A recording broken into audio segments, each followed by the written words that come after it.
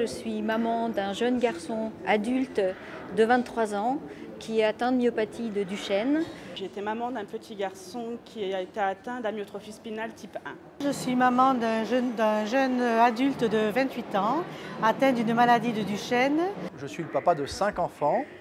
3 enfants sont atteints de maladies neuromusculaires et j'ai un enfant qui nous a quittés. Atteint d'une myopathie de Becker et je suis délégué adjoint au sein de la délégation des Hautes-Pyrénées. Je suis maman de 2 enfants, dont un qui est atteint d'une Duchenne, qui a 32 ans. J'ai rejoint la délégation car c'était très important pour moi de rencontrer d'autres personnes afin de partager nos expériences. Je milite donc au sein de la délégation et je m'occupe aussi de convivialité, d'écoute aux autres malades. C'est quelque chose de très important que les malades puissent se fédérer, s'entraider et sortir de leur isolement. Nous sommes en rapport aussi avec les chercheurs qui travaillent sur notre maladie. Nous participons à de nombreuses réunions pour essayer de voir comment on pourrait faire évoluer la recherche dans ce qui nous concerne.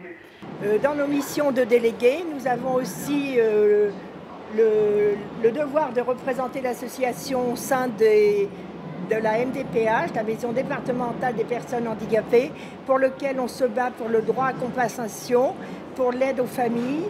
Et c'est important que nos malades soient bien reconnus, pour qu'ils puissent avoir un peu d'autonomie, que le matériel soit bien adapté. Et nous remercions surtout toutes nos coordinations nationales qui se donnent un mal fou afin de récupérer tous vos dons et pour faire avancer les recherches pour guérir nos maladies.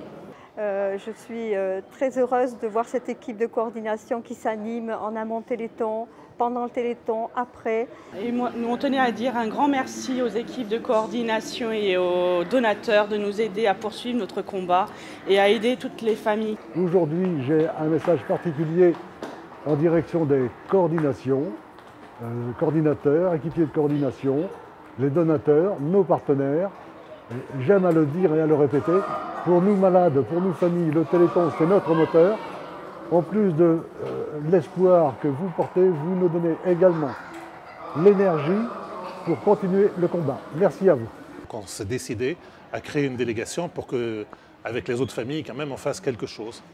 Et puis en 2005, malheureusement, l'histoire de ma femme va se terminer. Mais malgré tout, je n'ai pas voulu arrêter à ce moment-là. J'ai continué parce qu'il faut continuer dans l'espoir, il faut continuer jusqu'à la guérison. Et là, on a vraiment encore besoin pendant, je ne sais pas combien de temps, le plus court possible, on va dire, de l'argent du Téléthon, des bénévoles qui sont sur le terrain et de tout ce qui va avec. Un grand merci à tout le monde. Bonjour à toutes et à tous, je suis Laurence Thienot-Herman, présidente de l'AFM Téléthon. Au moment du Téléthon, notre événement exceptionnel, unique je dirais, nous voyons toutes les avancées dans le domaine de la recherche, dans le domaine de l'accompagnement des malades. Nous voyons aussi cette chaîne humaine extraordinaire qui fait partie de cette aventure tout aussi exceptionnelle, que ce soit bien sûr nos bénévoles qui font un boulot formidable sur le terrain, que ce soit nos professionnels salariés, les experts, les médecins, les scientifiques. Mais ce qu'il est important de rappeler, c'est qu'au cœur de tout cela, ce sont les malades et les familles, nos familles qui sont engagées, qui portent la parole de notre association, qui sont militantes, parce que toutes et tous, nous sommes de véritables ambassadeurs.